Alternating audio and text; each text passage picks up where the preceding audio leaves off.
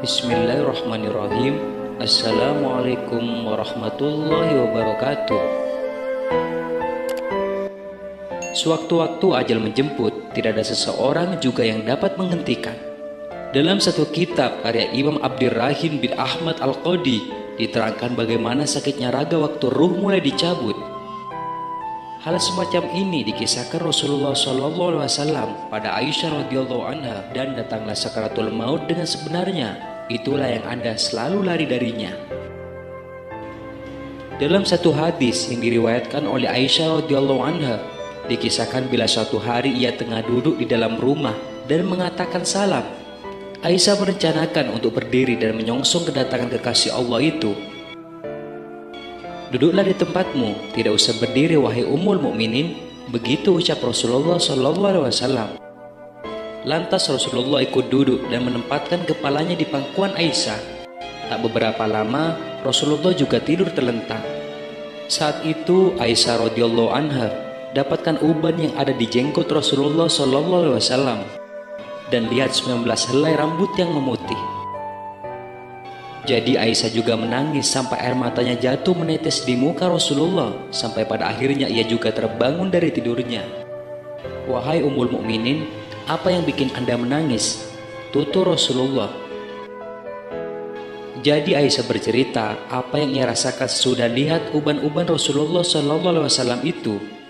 "Tahukah Anda kondisi apakah yang paling menyusahkan untuk mayit?" kata Rasulullah.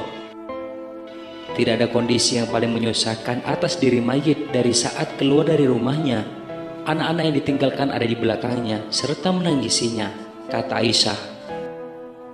"Itu memanglah menyakitkan, tapi masih ada lagi yang jalan pedih dari itu," sahut Rasulullah.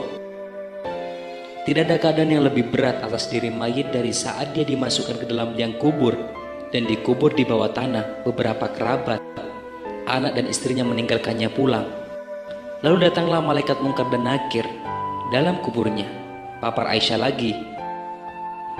Rasulullah SAW tersenyum mendengar pembicaraan itu. Lalu beliau menjelaskan pada bila sebenarnya saat yang paling berat untuk mayit, yakni waktu datangnya tukang memandikan mayit. Mereka keluarkan cincin dari jari-jari orang yang mati itu, melepas pakaiannya kemanusiaan memandikannya. Waktu itu ruhnya memanggil. Saat saksikan jasadnya telanjang dengan suara yang dapat didengar oleh semua makhluk kecuali jin dan manusia.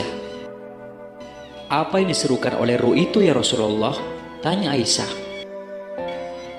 "Hai tukang memandikan, untuk Allah saya memohon kepadamu agar engkau mencopot bajuku dengan rencana, ide, karena sesungguhnya saat ini saya tengah istirahat dari sakitnya pencabutan nyawa dari malaikat maut." Begitu ungkap Rasulullah SAW.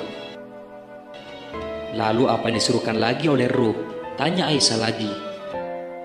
"Hei tukang memandikan, untuk Allah jangan sampai engkau tuangkan air panas, jangan sampai engkau gunakan air panas, dan jangan sampai juga air dingin. Sesungguhnya jasadku telah terbakar sebab dicabutnya nyawaku," papa Rasulullah SAW. "Lalu waktu dimandikan, apa yang disuruhkan oleh ruh itu?" tanya Aisyah lagi. Dan waktu dimandikan, ruh itu berkata, "Demi Allah, hai tukang memandikan, jangan pernah engkau pegang diriku begitu kuat. Sesungguhnya jasadku masih tetap terluka karena keluarnya nyawa," tutur Rasulullah.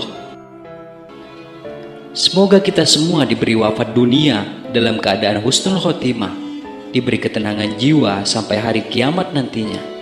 Amin ya Rabbal Alamin.